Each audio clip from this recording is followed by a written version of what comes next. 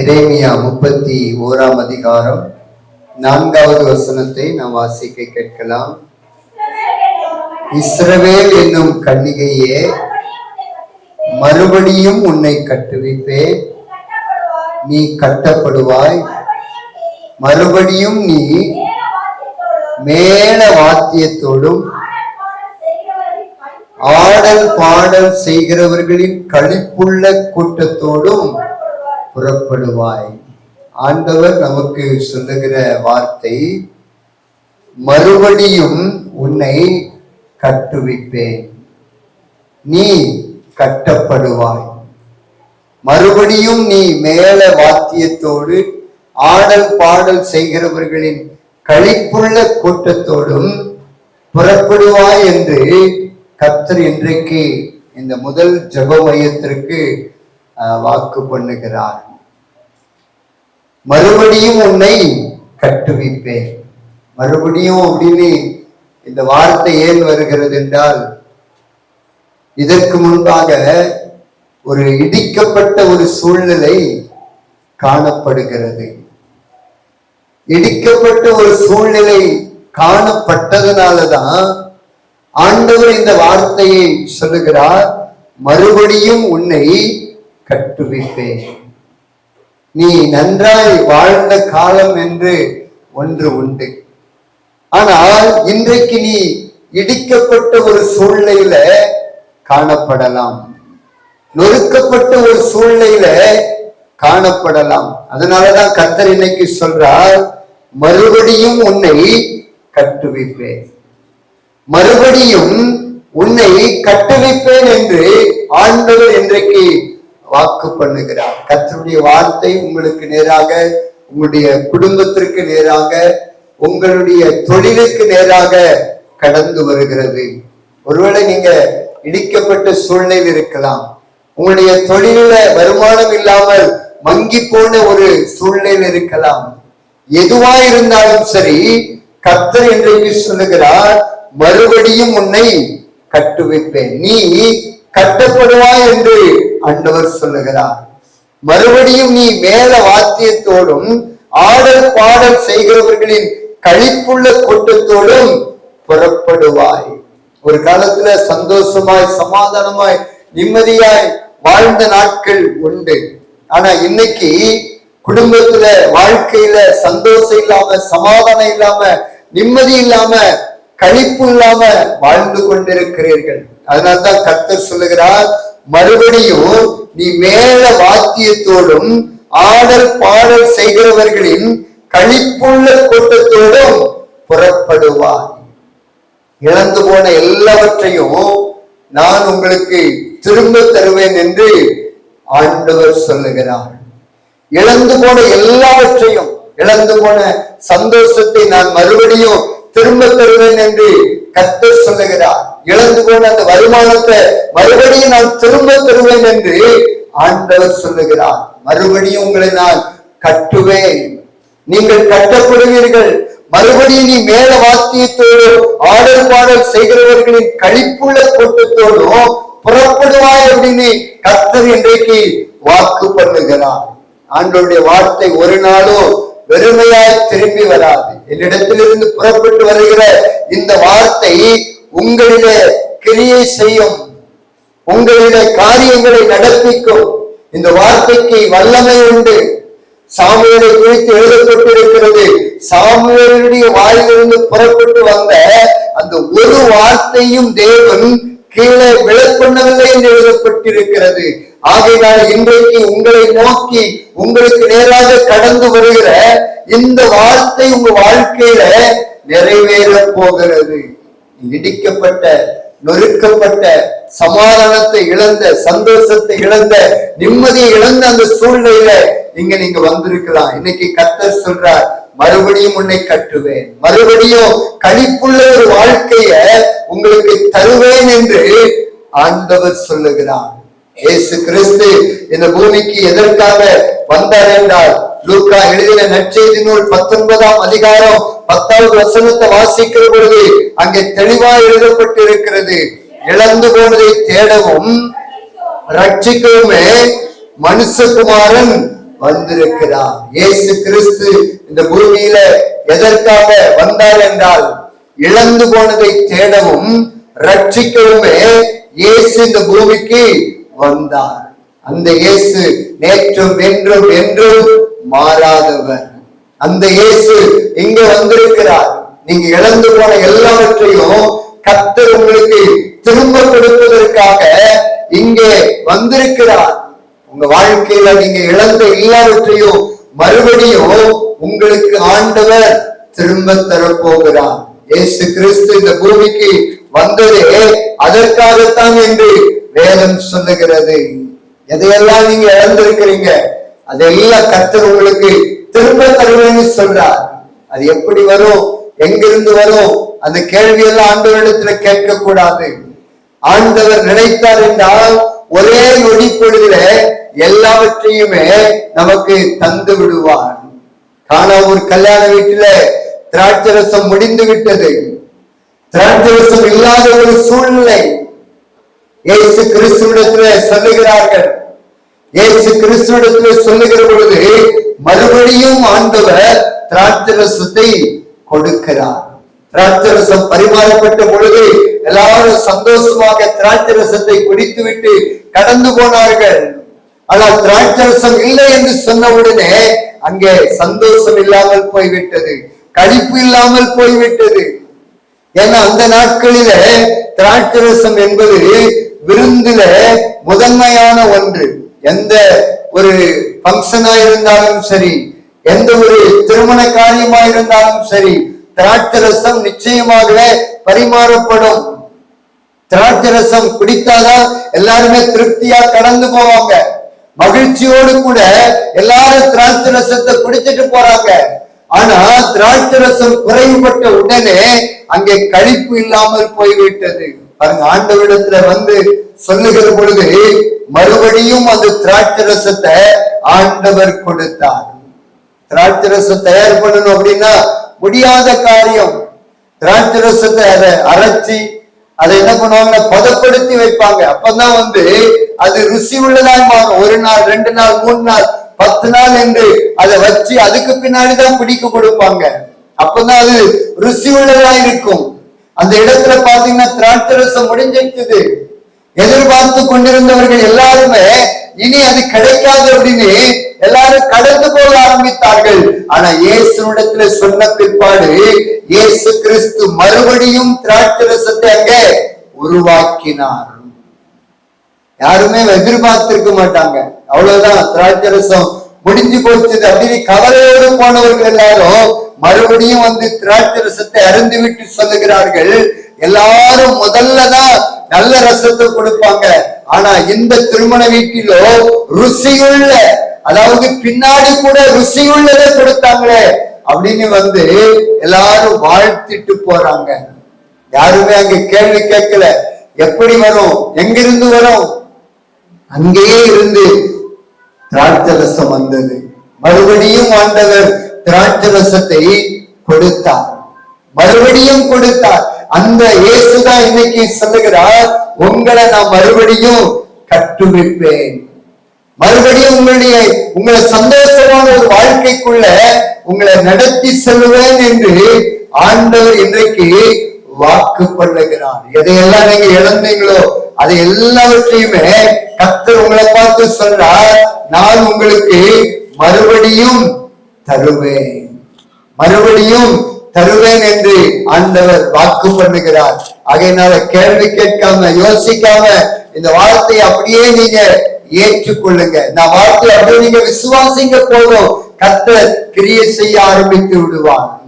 ஏசப்பா சொல்றாங்க, என் வேலை வரவில்லை, நான் செய்வேன்.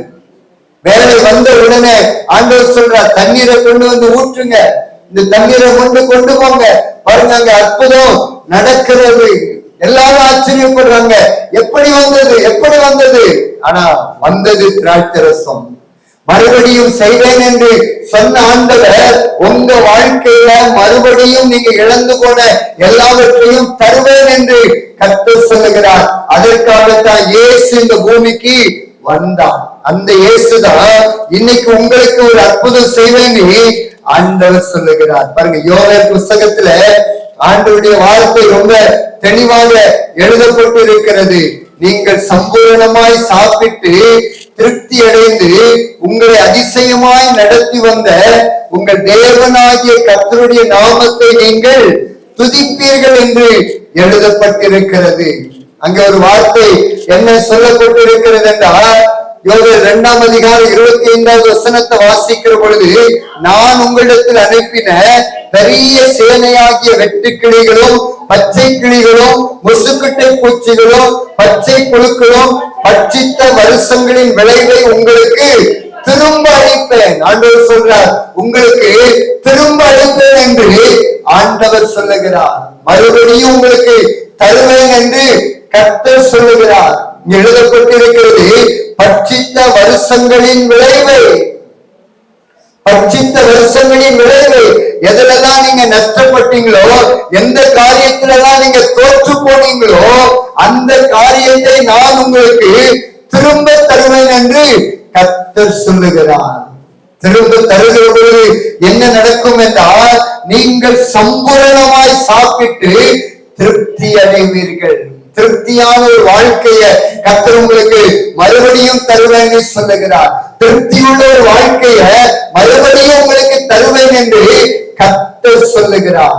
நீங்கள் சம்பூரணமாய் சாப்பிட்டு திருப்தி அடைந்து உங்களை அதிசயமாய் நடத்தி வந்த உங்கள் தேவனாகிய கர்த்தருடைய நாமத்தை துதிப்பீர்கள். இதெல்லாம் எப்படி வந்தது, இதெல்லாம் எப்படி உண்டானது அப்படின்னு ஆண்டவர் உங்களுக்கு செய்கிற அந்த காரியத்தை நினைத்து நீங்கள் துதிக்கிற அளவிற்கு, ஆண்டவருக்கு நன்றி சொல்லுகிற அளவிற்கு கர்த்தர் உங்களுக்கு திரும்ப தருவேன் சொல்லுகிறார். விசுவாசத்தோடு கூட இந்த வார்த்தையை நீங்க ஏற்றுக்கொள்ளுங்க.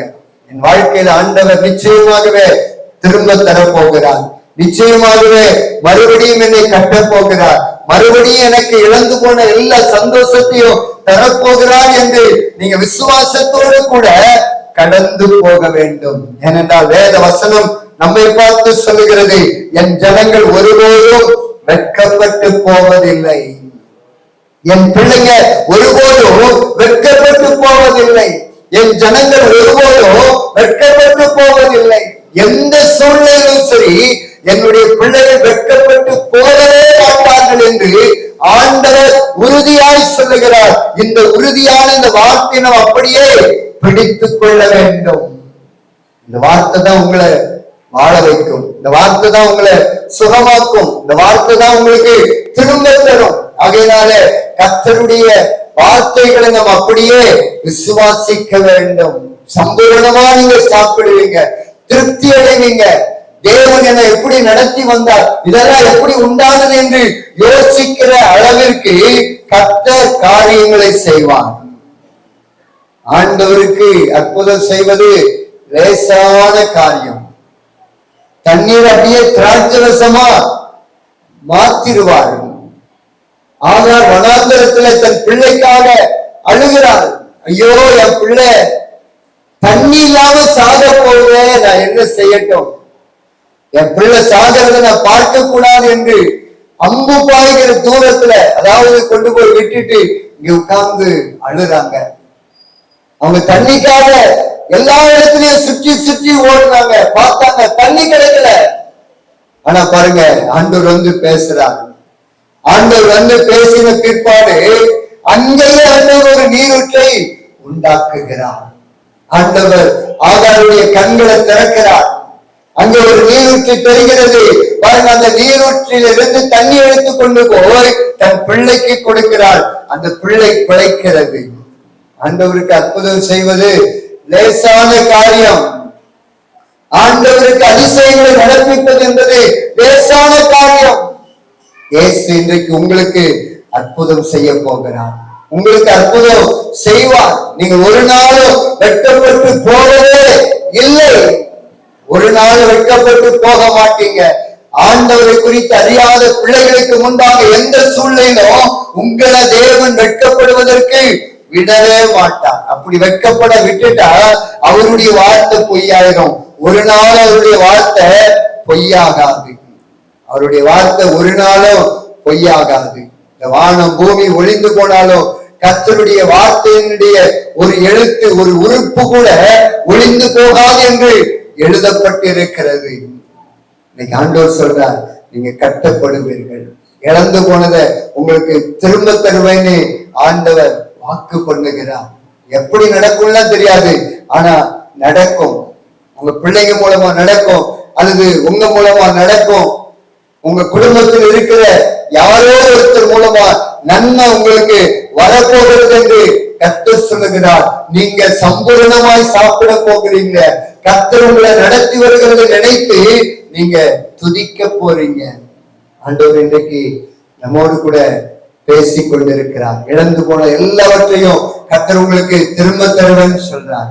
12 வருஷமா வியாதிப்பட்ட ஒரு அம்மா ஏசப்பா கிட்ட போறாங்க.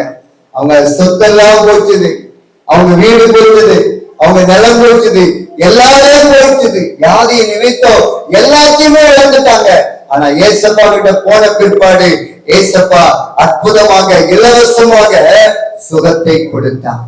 மறுபடியும் அவங்களுக்கு ஆரோக்கியமான அந்த சரீரத்தை ஆண்டவர் கொடுத்தார். 12 வருடமா ஒவ்வொரு மருத்துவரையா போய் பார்த்தார். ஒவ்வொருத்தரும் சொல்லுவாங்க, இந்த டாக்டர்கிட்ட போ, இந்த மருத்துவர்கிட்ட போ, இங்க போ, அங்க போ. ஒவ்வொரு இடத்துக்கும் போகிற பொழுது தன்னுடைய ஆஸ்தியில ஒன்ன வித்து வித்து எடுத்துட்டு போய் பார்த்தாங்க. ஆனா சுகமே கிடைக்கல. கடைசியில யாரோ சொன்னாங்க, ஏசப்பா வருகிறார், ஏசப்பா கிட்ட போ, உனக்கு சுகம் கிடைக்கும் சொன்னாங்க. ஏசப்பா கிட்ட விசுவாசத்தோடு கூட போனாங்க.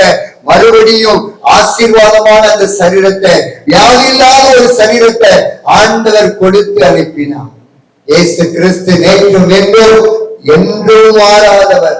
இயேசு கிறிஸ்து என்றும் மாறாதவர். அன்றைக்கு 12 வருடமாய் பெரும்பாடுள்ள ஸ்திரியை சுகமாக்கின ஆண்டவர் இங்க வந்திருக்கிறார், இங்க வந்திருக்கிறார், இங்க இருக்கிறார்.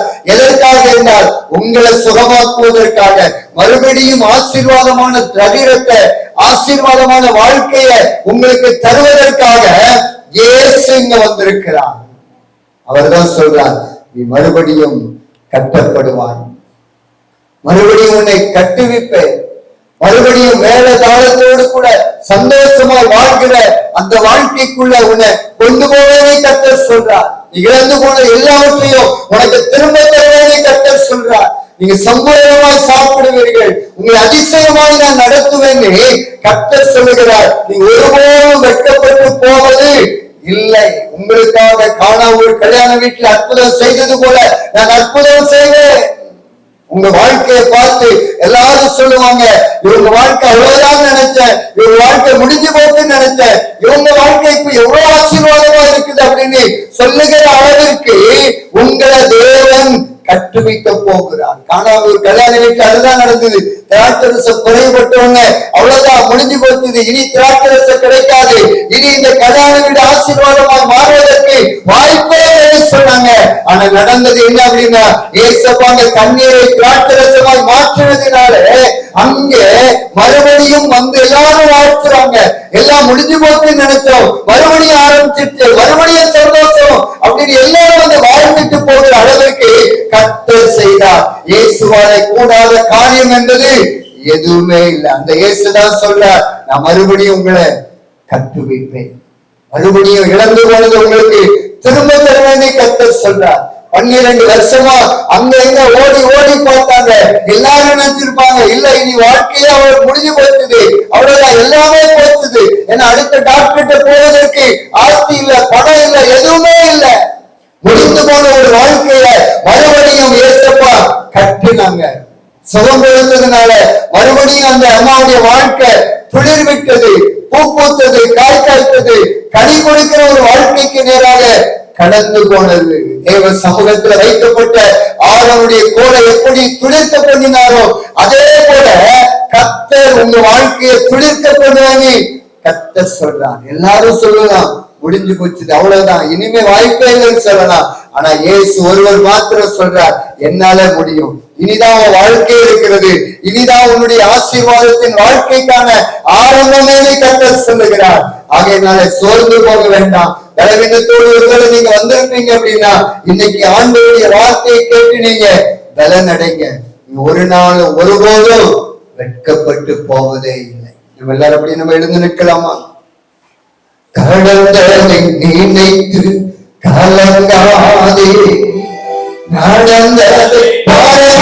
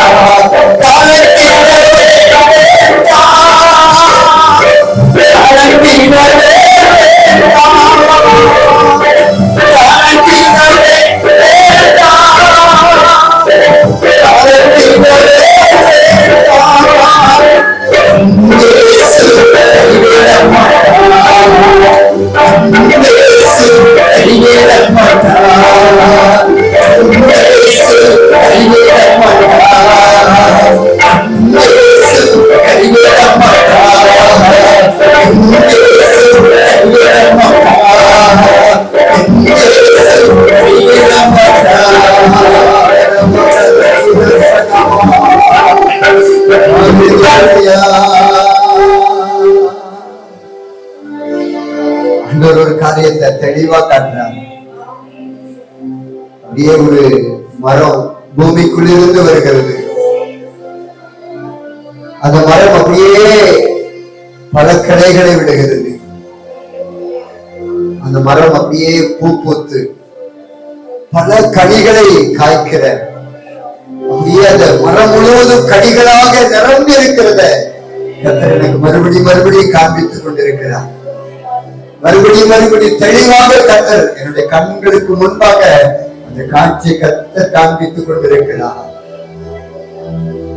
அந்த கனிகள் அந்த மரம் தாங்க முடியல. அந்த அளவிற்கு ஒரு பெரிய ஒரு ஆசீர்வாதத்தை கர்த்தர் இன்னைக்கு நம்ம வாழ்க்கையில கொடுத்திருக்கிறார்.